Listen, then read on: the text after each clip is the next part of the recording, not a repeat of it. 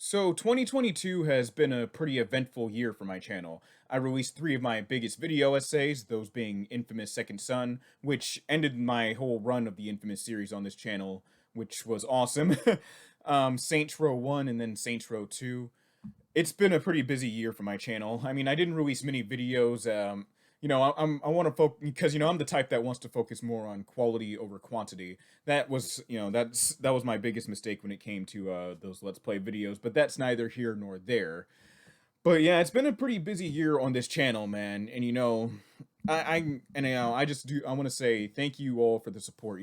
I hit 1,000 subscribers. It was mind blowing. It's cliche to say in these kinds of videos, celebrating a milestone in in anyone's channel history. It's pretty cliche to say, but you know 10 years ago, well, Hank, even when I first started using YouTube back when it first came out back in '05, I never thought that I'd be one of the millions of people just making videos like this. I never thought I'd be making documentary style videos.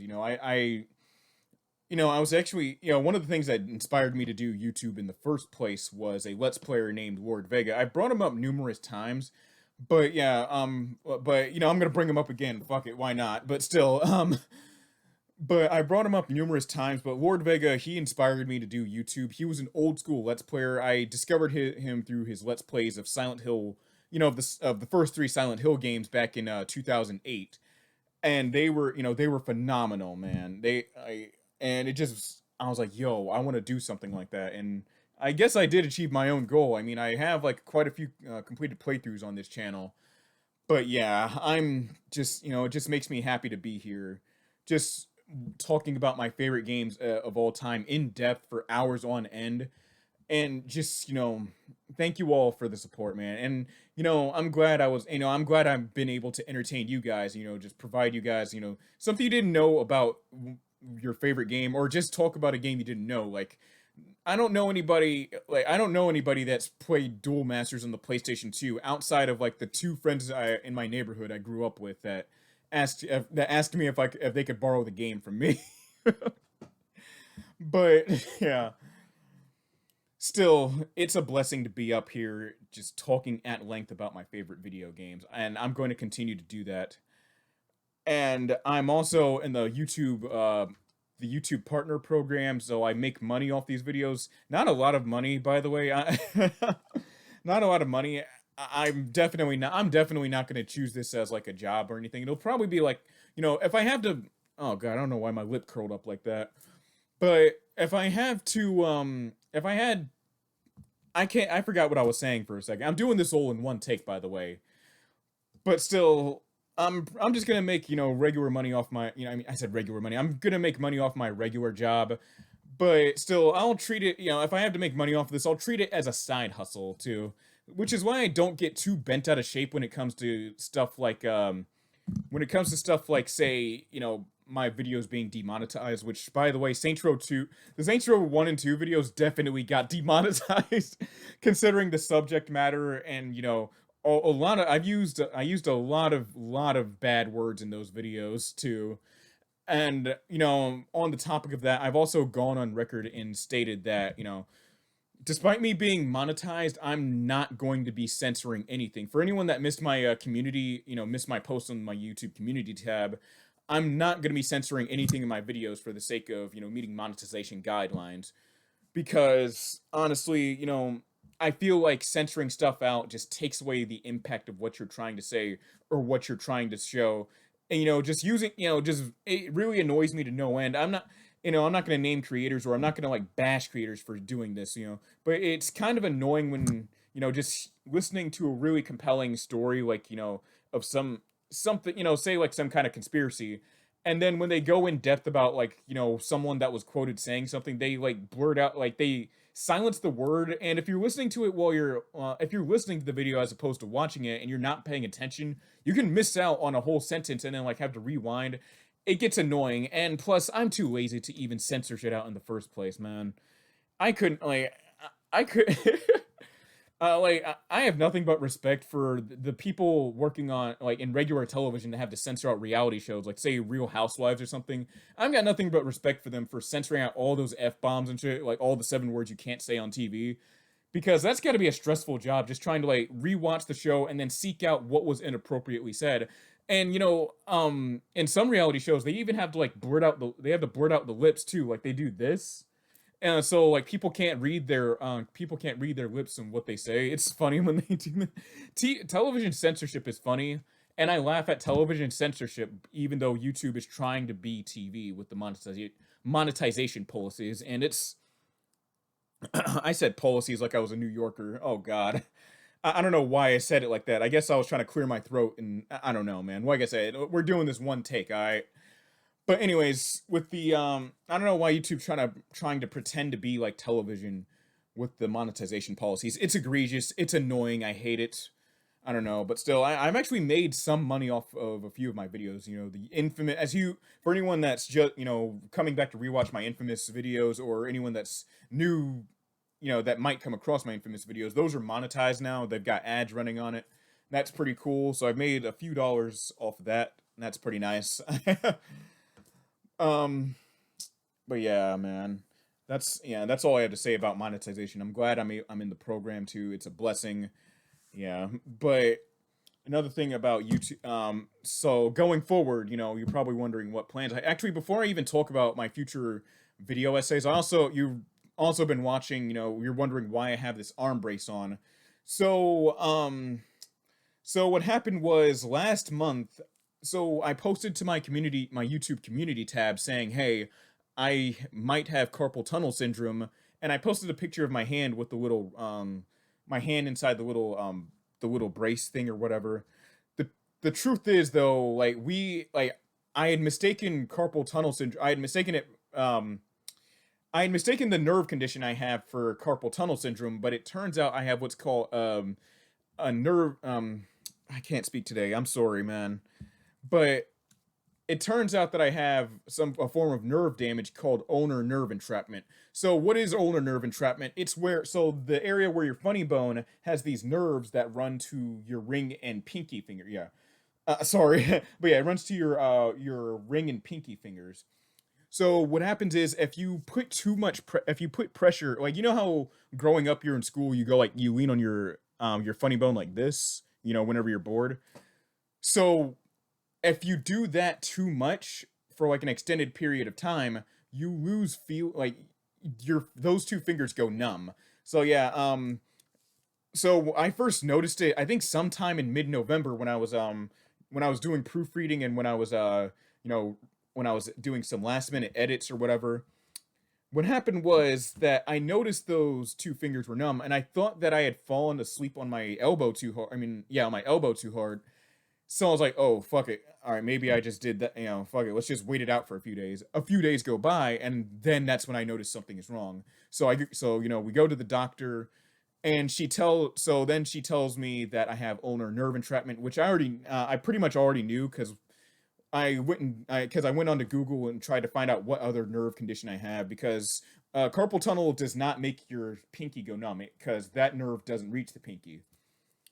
So my doctor, she told me to wear this little brace I have on right now. I've got to wear this for 2 months, and then once the 2 months are up, in mid February I go back to the doctor's office for what's called a nerve study, where they hook up these electrical nodes to certain parts of your body, and then they send an electrical current through it. Not anything dramatic, anything enough to hurt you, but they send electrical currents through those little wires they hook up to you so they can test the nerve. And then after they do the little nerve tester with the electricity, then they go and try to find out what's happening with that nerve and then see what happens going forward.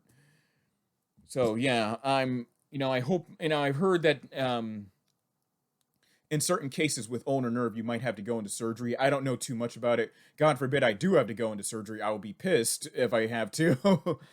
But yeah, but since then but while I've been working on my projects and everything, I've been making sure, to do little hand stretches like this and everything every now and then. And I've also been pacing around my room, stretching my arms too, just taking longer breaks when I do these videos. The reason why I even have Ulnar Nerve was because I was doing exactly that. I would spend hours proofreading my scripts and then doing rewrites. Well, not doing, but like hitting backspace and then just like typing like one or two sentences on one hand. Like I don't know. So yeah, I put too much pressure on the ulnar nerve, and my ring and pinky, they're gone. Well, not gone, gone, but still, like I can't. I can just barely feel them. Feel them. So yeah, it's nothing dramatic though. Still, but yeah. Oh, now on to what I'm working on. I'm working on three different projects at once right now. Of course, I'm working on Saints Row the Third. I even teased a little picture of the script I'm working on. You know, the little draft I have. I'm also working on Yakuza Kiwami, which was a I was actually gonna cover Yakuza Kiwami after I finished the infamous Second Son video, but I shelved it because there were lots of things going on in my personal life at the time. When I had by the time I had by the time I had even gotten started on working on the infamous Second Son video, which was like in the summer of 2021, I was burnt out, just not like just from lots of crazy things going on in my personal life, and then on top of that, I had a family member pass away during production. So it was just too much, and I was like, "Yo, I don't feel like doing this." So yeah, the draft I have on my computer right now is like a year old. It's from mid August of 2021. So I might have to either revise that script or whatever. Because yeah, man. Because one thing I've learned about video making, or one thing I've learned about video making with these kinds of video essays is that sometimes these videos hinge on the state of mind you're in.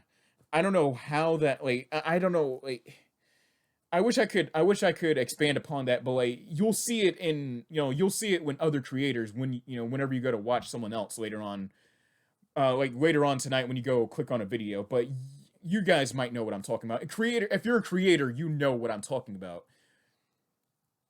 But yeah, still, still though, I'm working on Yakuza Kiwami, Saints Row the Third, and I'm still working on Persona 3 right now.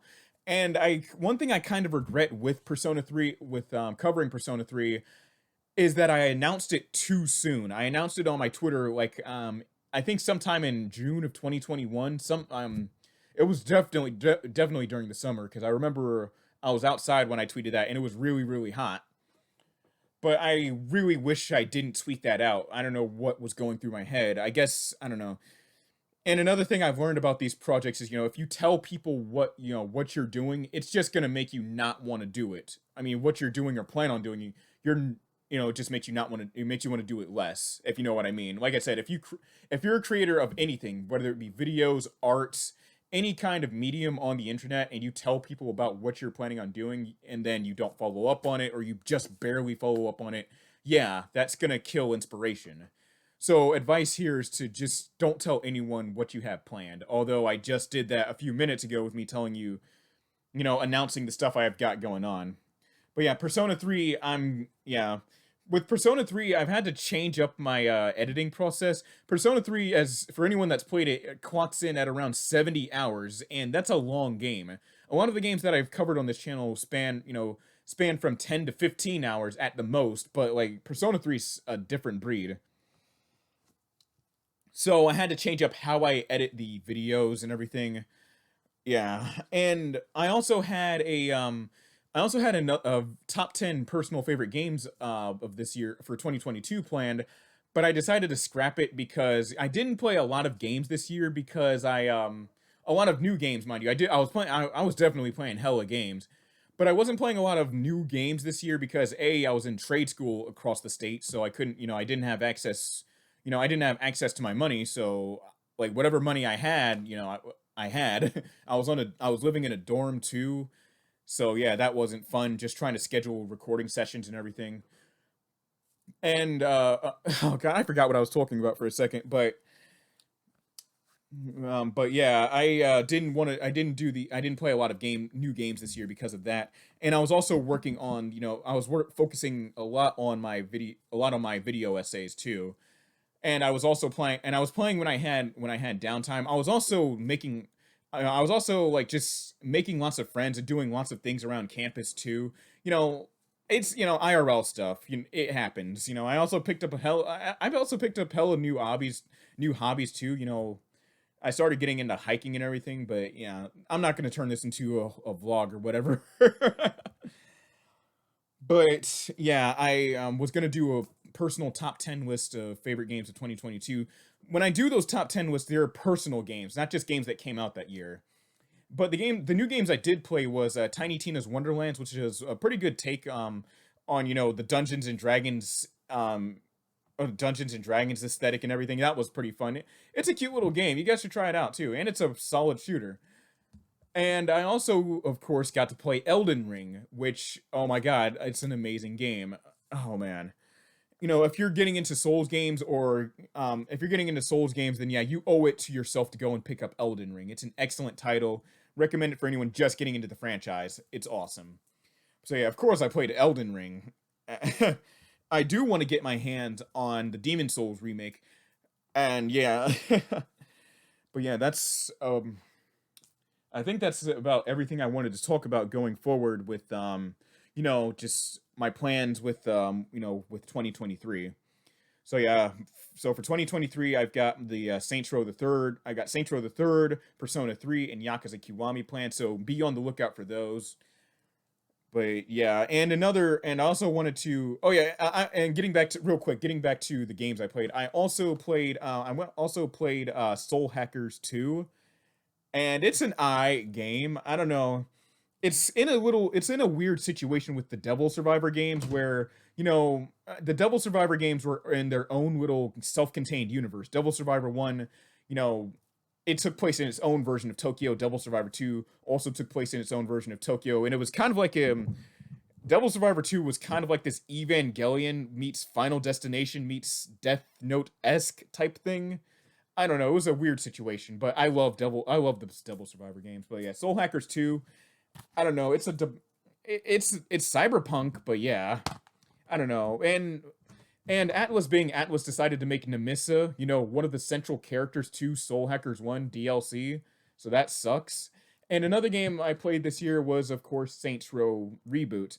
Now, I'm not playing this game for the sake of, hate playing or hate watching. I'm not corny like that. I don't like covering media like that. Playing a game or playing a bad game or watching a bad movie or just engaging with something you're gonna hate for the sake of just breaking, just tearing into it. I'm not that kind of reviewer.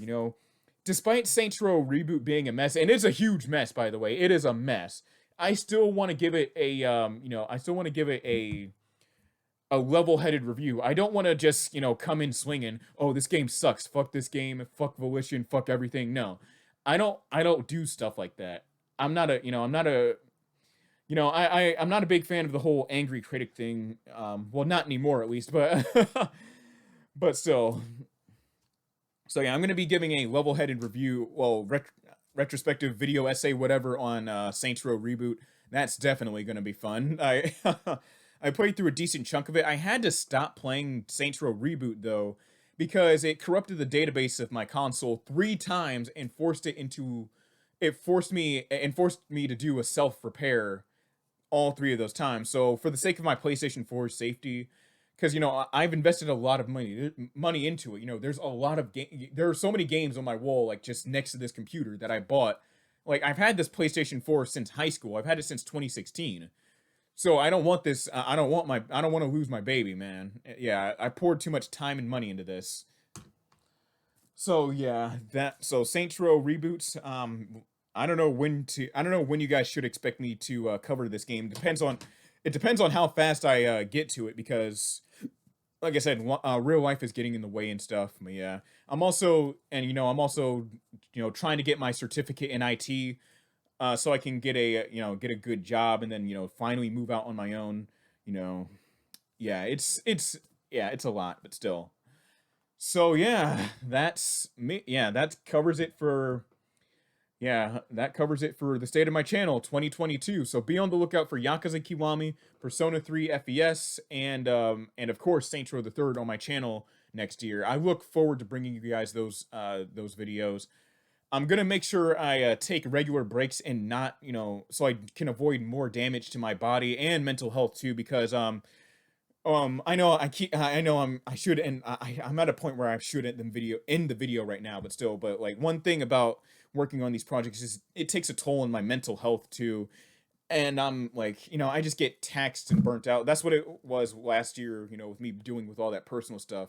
But hey, so yeah, 2023. Look forward to those 3 reviews. I'm excited to get them off the ground. So yeah, you guys have an excellent new year. See you guys in 2023.